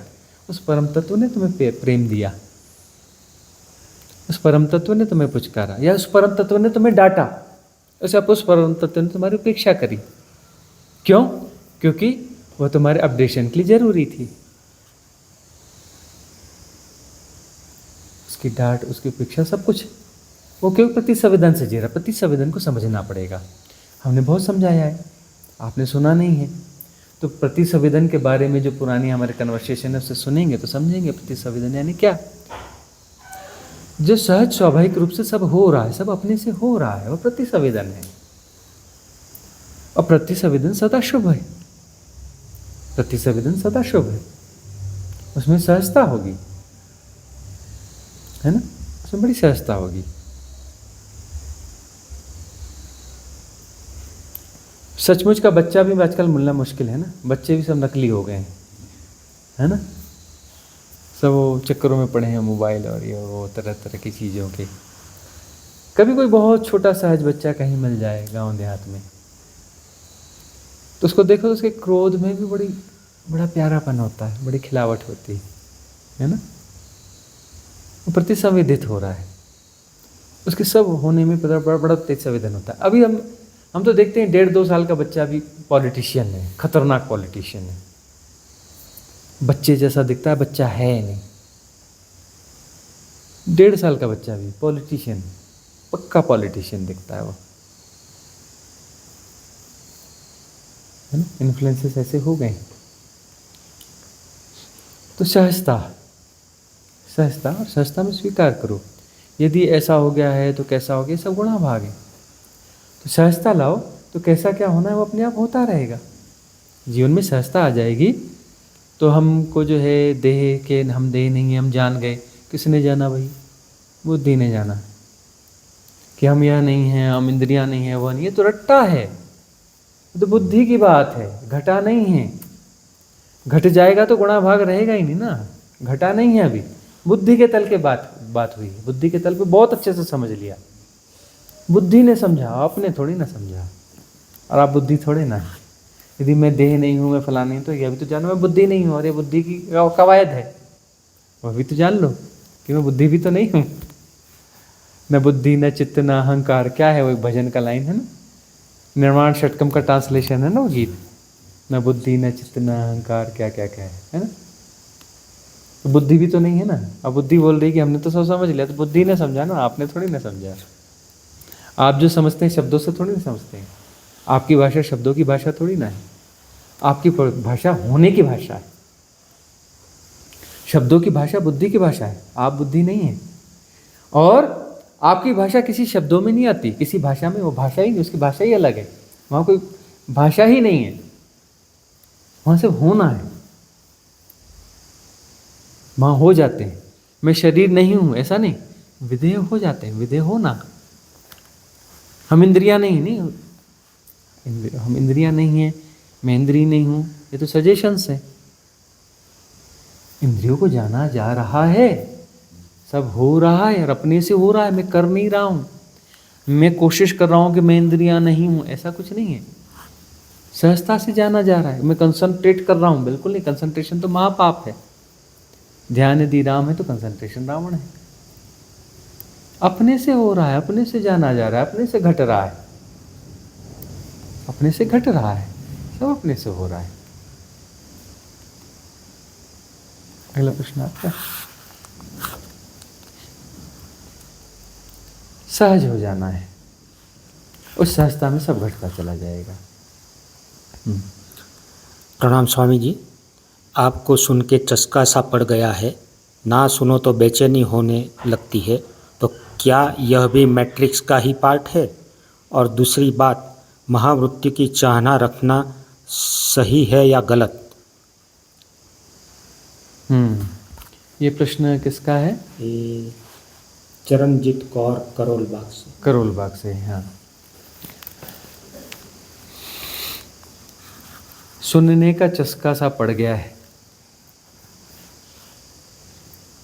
चस्का अच्छा है यदि होशपूर्वक सुनते रहोगे तो, चस्का अच्छा है।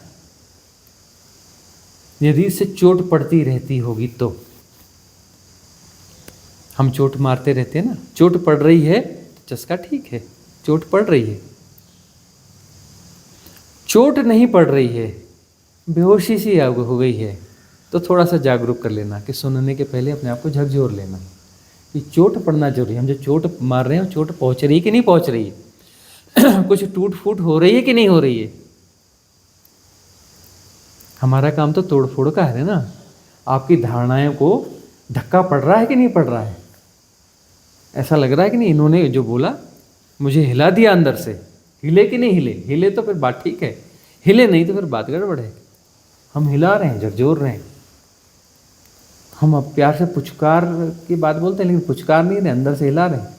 आपको लगेगा कि हमने तो ये पूछा था, इन्होंने अलग ढंग से बोल दिया, ऐसा बोल दिया, यह कर दिया, वैसा कर दिया, अरे हमारी ये धारणा ऐसी कर दी, वैसी कर दी, है ना। कई बार आपको लगेगा हमारा प्रश्न कुछ है, उत्तर कुछ और अलग है। अरे हमारे को क्या लेना देना आपके प्रश्न से, हमको तो आपको हिलाने से लेना देना है ना। कैसे हिला दें अपनी जगह से। वो जो खड़ा है जड़ की तरह, उसको हिलाना है, हिला हिला के, और कभी ऐसा पटकेंगे कि चूर चूर हो जाओगे, बचोगे ही नहीं। हिला के अभी देख रहे हैं ना, धीरे धीरे हिला रहे हैं ना, मौका ढूंढ रहे हैं, मौका मिलेगा तो उठा के ऐसा पटकी मारेंगे कि कुछ नहीं बचेगा, चूर चूर हो जाओगे, चूर्ण बन जाओगे पूरे। उसी का तो रास्ता देख रहे हैं, कब मौका मिले। तो अब यह जो है चोट यदि पड़ रही है तो बात ठीक है, चोट पड़ रही है तो बात ठीक है, चस्का अच्छा है। चोट भी पड़ रही है तब भी मजा आ रहा है, मतलब स्वीकार का भाव है। चोट भी पड़ रही तब भी मजा आ रहा है, तब तो बात ठीक जा रही है कि हम आपकी धारणाओं के खिलाफ बोल रहे हैं, लगातार बोल रहे हैं, और आपको उसका चस्का है, मतलब ठीक है बात। टूट फूट के लिए राजी हो, यही तो होना है। और होना क्या है? टूट फूट के लिए राजी होना है। गुरु आपको बनाता थोड़ी ना है, गुरु तो सिर्फ आपको मिटाता है। सदगुरु का काम है आपको मिटाना, वो आपको देता कुछ थोड़ी ना, सिर्फ छीनता है, कुछ नहीं देता, सिर्फ छीन झपट का काम है उसका, छीनते जाता है, छीनते जाता है, सब छीन लेगा। एक दिन आपसे भी आपको भी छीन लेगा, आपसे आपको भी छीन लेगा, आपको भी नहीं रहने देगा, छीन लेगा। उसका काम है छीनने का। वो तुम्हें भी नहीं रहने देगा, तुम्हें भी छीन लेगा, और छीन कर मटिया मेट कर देगा, सब छीन लेगा। वह देगा कुछ भी नहीं, उसका काम मिटाने का है, बनाने का कुछ भी नहीं, कुछ नहीं बनाता। वह एक ही काम करता है, तोड़ फोड़। दूसरा काम उसे आता ही नहीं, एक ही काम आता है कि कैसे तोड़ो कैसे फोड़ो। यहाँ से संभाल रहा है, ठीक है, देखते हैं बच्चू, देखते हैं।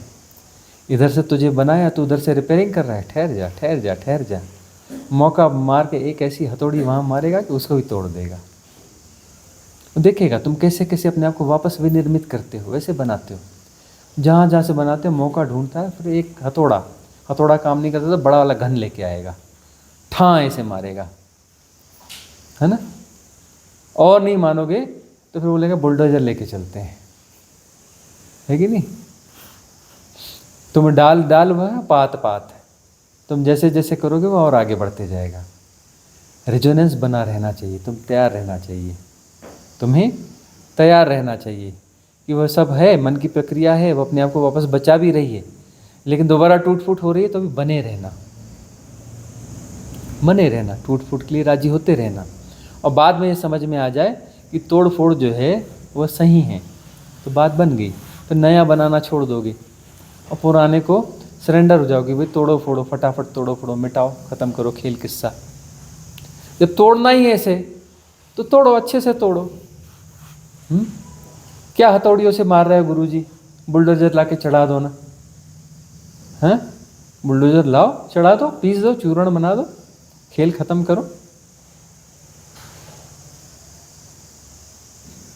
तो यह जो है चस्का यदि है, और चोट के बावजूद चस्का है, तो बहुत अच्छा चस्का कि चोट पड़ रही है और चस्का बना हुआ है, उसके लिए राजी हो, तो ये चस्का बहुत अच्छा है। ये चस्का तुम्हें मिटा देगा। भरोसा रखना, तुम नहीं बचोगी चरणजीत, मिट जाओगी, ख़त्म हो जाओगी, गायब हो जाओगी, तुम चूर चूर हो जाओगी।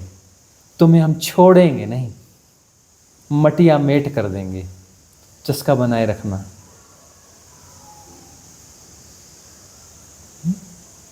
और दूसरा एक क्या था उसी का, एक दूसरा पार्ट और था प्रश्न का, एक कुछ और। तो क्या यह भी मैट्रिक्स का ही पार्ट है?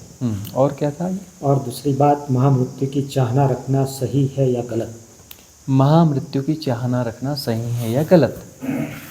देखो, महामृत्यु भी एक हाइपोथेसिस है, वो पिछला तुमने बता दिया कि यदि वो राजी हो तो मैट्रिक्स वैट्रिक्स कुछ नहीं है, यह चस्का बहुत अच्छा चस्का है।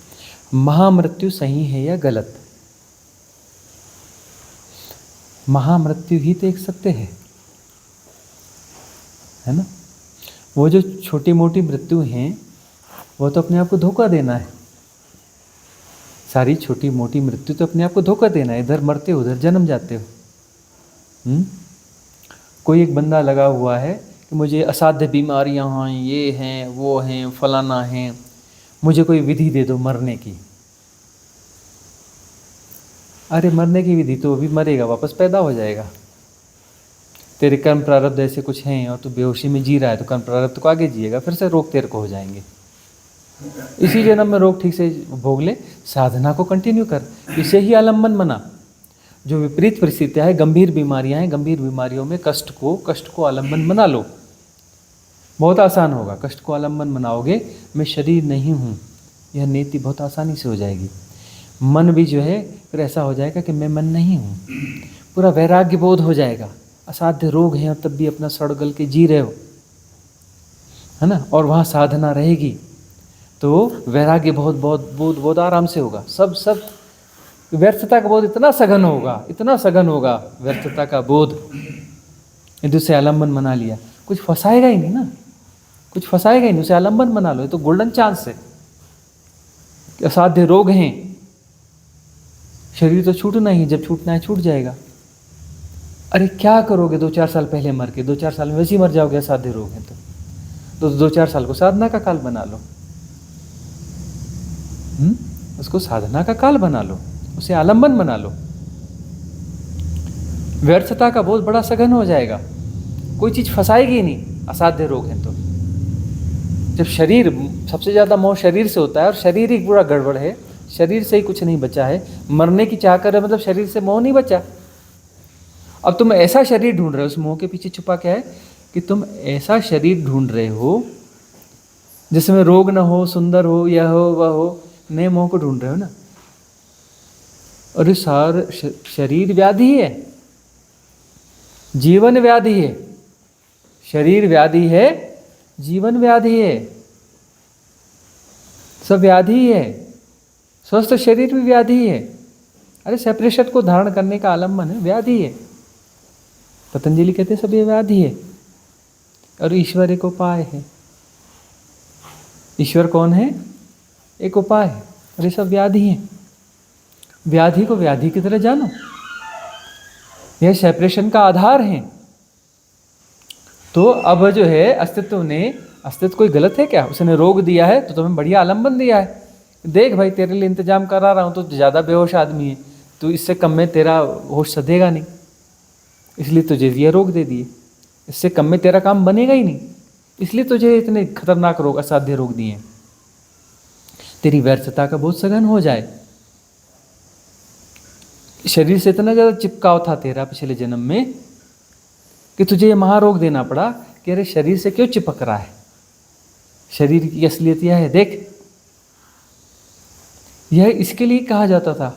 देख शरीर के भीतर देख, मलमूत्र है, मवाद है? क्या है अंदर? देख ना अंदर क्या है, मलमूत्र अंदर चल क्या रहा है, देख। रोज ब्रश करना पड़ता है, मुंह से बास आने लगती है, नहाना पड़ता है, शरीर से बास आने लगती है। हाँ, कुछ कुछ करना पड़ता है, नहीं तो शरीर जो है बदबू मारने लगता है। कितना भी संभालो एक दिन बूढ़ा हो जाता है, कितना भी सड़गल जाता है, मर जाता है। क्या चिपक रहा है इससे? मैं शरीर हूं तो बाकी माया जाल, इस शरीर के साथ इसने गलत किया, इसको इसने ऐसा बोल दिया, इसके साथ नाम रूप जुड़ गया, इसने मेरे साथ गलत किया। अरे किसने क्या गलत किया? इसने मेरे साथ सही किया, इसने मेरे साथ ऐसा कर लिया, ये जो ऐसा हो गया ये सही है वो गलत है। कहाँ प्रपंच में उलझे हो? अरे पहली चीज को ही पकड़ लो कि वो व्यर्थ है, तो बाकी प्रपंचों में आओगे ही नहीं। तो पहली चीज के लिए जगाया जा रहा है, ये शरीर जो है व्याधि है, इससे जो कुछ भी मिलता है वो क्षणभंगुर है, परमानेंट कुछ है ही नहीं। शरीर से जो भी हासिल करोगे क्षणभंगुर है, अभी है अभी नहीं हो जाएगा, टिकता कुछ नहीं है। न शरीर टिकता है, न शरीर के द्वारा पकड़ पकड़ के कुछ बटोरते हो ना, यह मेरा मेरा मेरा, वह भी नहीं टिकता। जैसे पकड़ के बैठो ना, मेरा ये मेरा मेरा, अरे शरीर ही नहीं देगा तो वो चीज़ कहाँ से बचेगी? वो मेरा मेरा भी चला जाएगा। ये धन मेरा, ये संबंध मेरा, ये फलाना मेरा, यह मेरा, वह मेरा, वो शरीर ही नहीं बचेगा। शरीर ही तो वो मेन व्याधि है। अब शरीर से मोहभंग हो गया तो बाकी मोहभंग थोड़े आसान होंगे, होश की ज़रूरत है।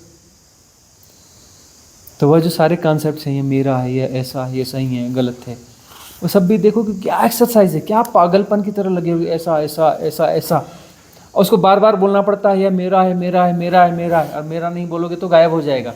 तो मतलब ये पागलपन में लगे हो ना। किसी चीज़ को मेरा बनाने के लिए लगातार लगना पड़ता है कि ये मेरा है, मेरा है, मेरा है, दुनिया को पता है मेरा है, समझे कि नहीं, ये मेरा है, इसको छेड़ना नहीं, ये मेरा है। उस मेरे के लिए अपने आप को इतना इन्वॉल्व करना पड़ता है। उस मेरे का मतलब क्या है? इस पागलपन से वो मेरा होता है। और पहली बात जिसको बोल रहे हैं मेरा है शरीर के माध्यम से, वही मेरा नहीं है, मैं ही मेरा नहीं है, शरीर मेरा नहीं है। हाँ, तो किस विशेष सर्कल में, किस मैट्रिक्स में फंसे हो भाई? जागो, आलम्बन बना लो।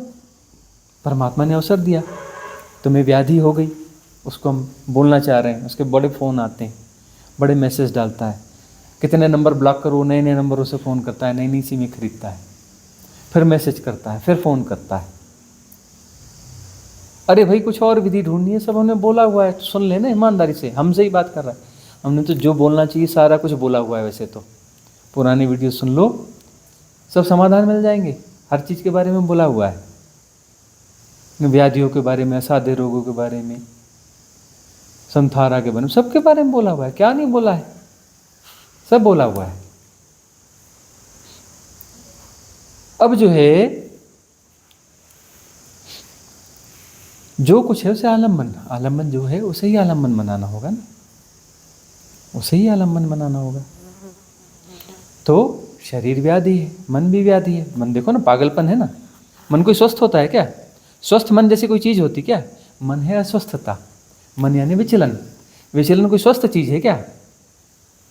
जहाँ विचलन शांत हो जाए, शांत मौन, वह है स्वास्थ्य।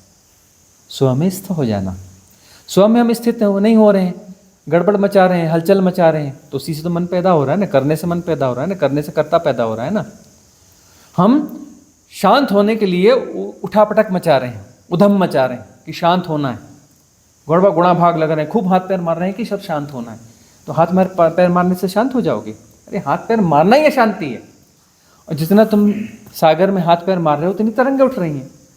तुम कुछ ना करो, करने वाले सब बिगाड़ देते हैं, बिना किए सब ठीक हो जाता है। कुछ नहीं करोगे तो सब शांत हो जाएगा अपने आप, समस्या खत्म। समस्या है ही नहीं, समस्या तुम्हारे करने से पैदा हो रही थी, समस्या तुम्हारे करने से पैदा हो रही थी। तुम करना छोड़ दो तो समस्या खत्म हो जाती है। तुम बीच से हट जाओ, तुम समस्या हो। तुम्हारे करने से पैदा होते हो तो करने से तुम पैदा होते हो, तुम्हारे करने से तुम पैदा होते हो, और तुम पैदा होते हो तो तुम कुछ ना कुछ करते रहते हो। ये तो विशेष सर्कल है। तुम जिंदा ही तभी रहोगे जब तो कुछ ना कुछ करते रहोगे। और तुम क्या हो? तुम एक प्रोसेस हो, लगातार कुछ ना कुछ करने की। तुम एक पागलपन हो, कुछ ना कुछ करने का पागलपन हो। अरे तुम विसर्जित हो जाओ, समस्या खत्म हो जाएगी। तुम विसर्जित होता न करने से तुम मर जाओगे। जो भ्रांति है ना कि मैं हूँ, ये क्या है? लगातार करने की प्रोसेस है, पागलपन है। यह करना है, वह करना है, इसको ठीक करना है, ये सही है, वैसा है, वैसा है, मुझे शांति प्राप्त करनी है, मुझे समाधि प्राप्त करनी है, यह करना है, वह करना है, यह करो, वह करो, वो करो। करने से कर्ता पैदा होता है। और हमारी शिक्षा क्या है? करना छोड़ दो। करना पागलपन है, करना ही समस्या है। और तुम पैदा ही करने से होते हो। करने के पागलपन तुम हो, तो तुम विसर्जित हो जाओ, पूरी तरह से विसर्जित हो जाओ। पूरी तरह से विसर्जित हो गए, कुछ नहीं किया, तो इसको क्या बोलते हैं? महामृत्यु। इसको क्या बोलते हैं? महामृत्यु। जो करने का पागलपन है विसर्जित हो गया, करने वाला विसर्जित हो गया, कोई बचा ही नहीं, तो महामृत्यु। जन्म किसका होगा? कोई बचा ही नहीं, कोई पागलपन ही नहीं बचा। वो पागलपन ही तो आगे जाके जन्म लेता है। वो कुछ ना कुछ करने का पागलपन ही तो आगे जाके जन्म लेता है। और क्या है? कुछ ना कुछ करने का पागलपन है। वो शरीर के माध्यम से कुछ ना कुछ कर रहा है, वो पागलपन। ये शरीर गिर गया तो कोई बात नहीं, दूसरा शरीर पकड़ो। पागलपन तो वही है ना। तो वो मृत्यु नहीं है, वो जन्म नहीं है, वो पागलपन आगे चल रहा है। उसका एक इंस्ट्रूमेंट गिर गया तो दूसरा पकड़ लिया उसने। इंस्ट्रूमेंट के सहारे ही काम बनता है। तो जन्म मृत्यु ये सब तो एक भ्रांति है, कोई जन्म मृत्यु है। वो पागलपन सर्वाइव कर रहा है।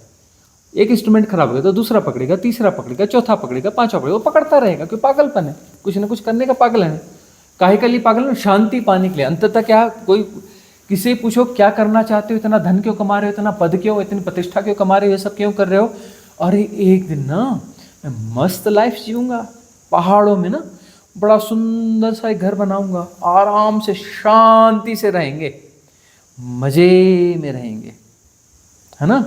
मैं इतनी मेहनत इसलिए कर रहा हूँ कि एक दिन ना मैं मजे से आराम से रहूँगा, जंगलों के बीच मस्त, मेरा एक छोटा सा मस्त घर होगा और रिलैक्स, कुछ नहीं करूँगा। ऐसे लोगों को बोलते हैं तुम आ जाओ, ये पहाड़ी तो है, सबसे सुंदर पहाड़ है जहाँ पे हम हैं, खूबसूरत पहाड़ चुन के कर रहे हैं, एक सुंदर सा घर, सुंदर से घर में ही हम हैं, अच्छा खाना पीना खाएंगे, अच्छा खाना पीना ही हम खाते हैं, ऑर्गेनिक मस्त A1 क्वालिटी का वेराइटीफुल फूड खाते हैं, कोई कमी नहीं है। आ जाओ यहाँ पर, हाँ, तो बता दो हमको कि तुम्हें सब मिल जाएगा तो तुम शांत हो जाओगे। आ जाओ यहाँ पर, हमें तुम्हें टेस्ट करते हैं कि तुम 15 दिन के लिए आए तो 15 दिन तुम शांत रहोगे, कि तुमको जो चाहिए सब मिल गया, पहाड़ मिल गए, जंगल मिल गए, शुद्ध आबोहवा मिल गई, अच्छा घर मिल गया, अच्छा फूड मिल गया, हाँ, अच्छी बिग फैमिली मिल गई, सब कुछ मिल गया। जो सपना होता है, बड़े से बड़े आदमी का जो सपना होता है, प्रधानमंत्री हो, राष्ट्रपति हो, करोड़पति हो, अरबपति हो, वो सब यहाँ पर है, कोई भी कमी नहीं है, सब यहाँ पर अवेलेबल है। परम चीज़, मस्त ट्रैकिंग हो रही है, खुले आकाश में स्टार गेजिंग हो रही है, जितने सितारे यहाँ पर दिखते हैं दुनिया में कहीं नहीं दिखते होंगे, पूरी आकाश गंगा दिखती है, क्या चांद और सूरज दिखते हैं, हाँ, क्या मॉडरेट टेम्परेचर है, हाँ, क्या मॉडरेट टेम्परेचर, क्या मस्त टेम्परेचर में हमारी ये रिट्रीट हो रही है, न ज़्यादा ठंड है न ज़्यादा गर्मी है, सब कुछ परफेक्ट है। आ जाओ यहाँ पर, आ जाओ यहाँ पर, और आकर के क्या, कुछ नहीं करना, करने का पागलपन छोड़ दो, वही तो सीखना है, उसके लिए आ जाओ। जो तुम्हारे मन की अभिप्साएं वो हम सब दे रहे हैं, तुम्हारा मन छटपटा जाएगा यहाँ पर, करी सब कुछ तो हो गया, आगे क्या? तो वो बोलेगा ये जो मैं 15 दिन की रिट्रीट के लिए आया हूँ ना, ऐसा मुझे जीवन भर के लिए चाहिए, उसके लिए मुझे यह करना है, वह करना है, वह करना है, मन अपना पागलपन आगे बढ़ा लेगा, पागलपन अपना रास्ता ढूंढ लेता है। उस पागलपन के ट्रिक को सीखना है, वो किस ट्रिक पे, किस मैट्रिक्स पे वो चलता है, उस मैट्रिक्स को समझो, सम्यक समझ, सिंहावलोकन, इफर्टलेस नोइंग, उस सारी प्रक्रिया को इफर्टलेस नोइंग के माध्यम से उसे देखा जाएगा, राइट विजनिंग होगी, उसे जाना जा रहा है जैसा का तैसा, उस पागलपन को जैसा का तैसा जाना जा रहा है, उसे सुधारा नहीं जा रहा है, उसे बिगाड़ा नहीं जा रहा है, उसे सहयोग नहीं किया जा रहा है, उसे लड़ा नहीं जा रहा है, कुछ नहीं किया जा रहा है, जैसा का तैसा जाना जा रहा है। तो जैसा का तैसा जाना जा रहा है तो अनफोल्ड हो जाएगा, पूरा पागलपन दिखने लगेगा, और पागलपन दिखने लगेगा पागलपन की तरह। तो क्या तुम उस पागलपन को आगे बढ़ करना चाहोगे? जब साबित हो जाएगा कि 100 में 100%, जैसे शुद्ध 24 कैरेट सोना होता है ना, तो शुद्ध 24 कैरेट पागलपन है, तो शुद्ध 24 कैरेट पागलपन को तुम आगे कंटिन्यू करना चाहोगे? कि पागलपन पूरे पागलपन की तरह देखेगा तो विड्रॉ हो जाएगा, विसर्जित हो जाएगा, डिजॉल्व हो जाएगा। महामृत्यु, यह क्या है? महामृत्यु। महामृत्यु का अर्थ है पागलपन की महामृत्यु, और इसके लिए लोग डरते हैं जी, नहीं जी ऐसा नहीं। हाँ, गोरखनाथ जी कहते हैं, मरो है जोगी मरो, मरो मरण है मीठा, तिस मरनी मरो जिस मरनी गोरख मरी दीठा। और जो है उसके लिए हम तैयार नहीं, नहीं जी नहीं, हम अंदर से कहीं प्रतिरोध है, अरे हम ही नहीं बचेंगे तो क्या मतलब है, हमें तो बचना चाहिए ना, कहीं तो हमें होना चाहिए ना। जिस मरने से जग डरे मेरो मन आनंद, कब मरी हों कब भेटी हों पूर्ण परमानंद। तो जो है महामृत्यु, महामृत्यु तो सौभाग्यशाली, सौभाग्यदायी है, उसके लिए हम डरते हैं। नहीं, हमें तो कहीं बचना चाहिए ना, मतलब पागलपन को कहीं ना कहीं बचना चाहिए ना। और तुम कौन हो? तुम पागल हो, उसके अलावा तुम दूसरे कुछ हो ही नहीं सकते। तुम्हारा होना पागलपन का होना है, तुम एक पागलपन की प्रक्रिया हो, और ये दुनिया एक पागल खाना है।